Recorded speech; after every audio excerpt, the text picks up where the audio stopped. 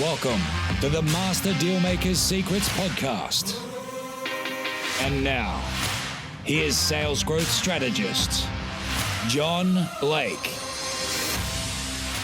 Welcome to Master Dealmakers Secrets. I'm John Blake. This is episode 92, and today we're going to talk about the 70-30 rule as it relates to your buyer's motivation. So I think this will be really, really useful for you. Before we do that, if you have got people you've spoken to in your pipeline and they haven't converted yet, I want you to head over to johnblakeaudio.com and get your free audio training where I show you the exact strategy that you can use to keep a dialogue going with those people until they buy.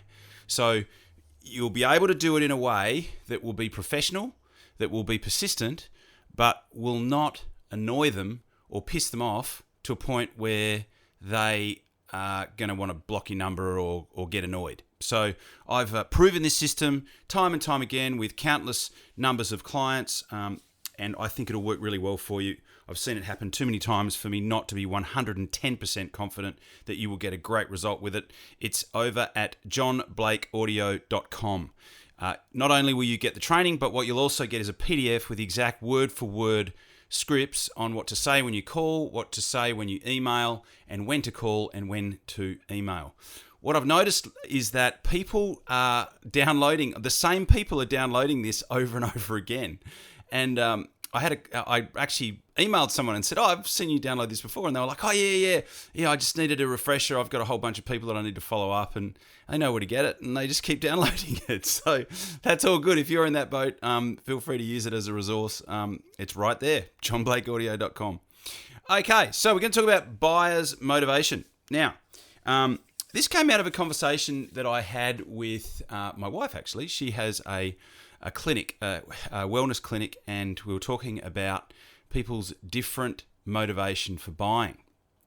And what we know is that on average, if you split it down the middle, and if you do something long enough, a pattern will appear. 70% or around 70% of the people that are buying to solve a problem. So they are what is known as away from oriented, which means that there's a problem that they need to solve, and they are moving away from a negative situation or a less than great situation, right? The other 30% are moving toward a better situation. So how do you know? How do you know? Well, you will hear it in the way that they talk with you. So if you were to say to somebody, what was it that made you decide to want to, and then you insert your particular thing. So it might be, what made you decide to want to, upgrade your financial plan, or, what made you decide to want to have a chat to us about remortgaging your house, or, getting a better deal on your mortgaging, or, in my situation, what was it that made you want to talk about how you can improve your sales conversions? Okay, so you get the message. And if the person says, we're just, our current situations, we just can't put up with it anymore. It's just not working for us, and we've just got to do something about it. So that type response tells you that person is away from orientated, which means that they're trying to get away from a negative situation. If someone says, oh well, look, things are going well, but we just want to get to the next level, that is somebody who is toward orientated. So they're moving toward a better situation. Things are good. We want to take it to the next level. That kind of language tells you that they are toward orientated.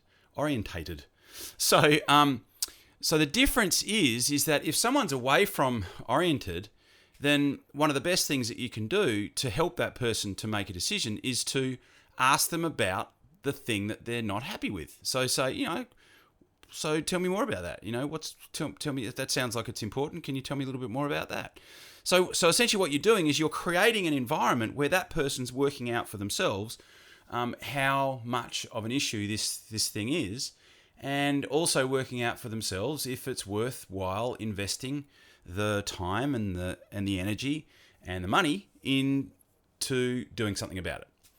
If the person says, things are going great, but we just want to take things to the next level, then one of the best things that you can ask is, well, so tell me tell me ideally, what that would look like. What do you, what are the three things that you want to have happen as a result of taking things to the next level? And at that point, they will describe to you what their future looks like in their head, with things at the next level from where they are, and you want to focus the discussion and get them to create an environment for themselves where they're looking at their motivation to take things from where they are right now to the next thing.